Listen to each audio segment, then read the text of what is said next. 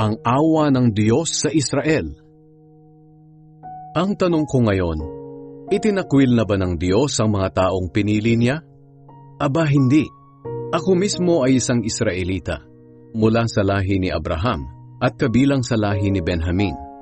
Hindi itinakwil ng Diyos ang kanyang mga mamamayan na sa simula pa'y pinili na niya.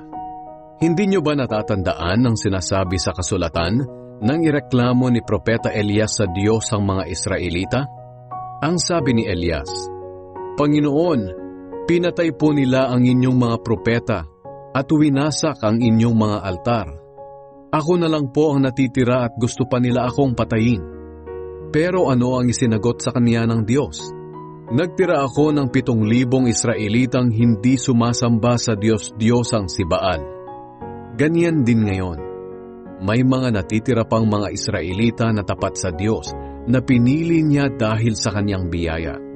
Ngayon, kung ang pagkapili sa kanila ay dahil sa kaniyang biyaya, hindi na ito nakasalalay sa kanilang mabubuting gawa. Sapagkat kung nakasalalay sa mabubuting gawa, hindi na ito biyaya. Ngayon, masasabi natin na hindi nakamtan ng mga Israelita ang kanilang ninanais na maituring silang matuwid ng Diyos. Ang mga pinili ng Diyos ang siyang nagkamit nito, pero ang karamihan ay pinatigas ang ulo. Gaya nga ng sinasabi sa kasulatan, ginawa silang manhid ng Diyos, at hanggang ngayon ay para silang mga bulag o bingi sa katotohanan. Sinabi rin ni David tungkol sa kanila, ang kanilang mga handog sana ang magdala sa kanila ng kapahamakan, kasiraan at kaparusahan. Mabulag sana sila at magkandakuba sa bigat ng kanilang mga papasanin. Natisod ang mga Hudyo dahil hindi sila sumampalataya kay Kristo.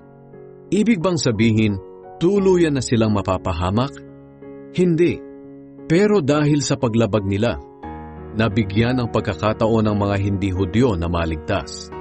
At dahil dito, maiinggit ang mga Hudyo.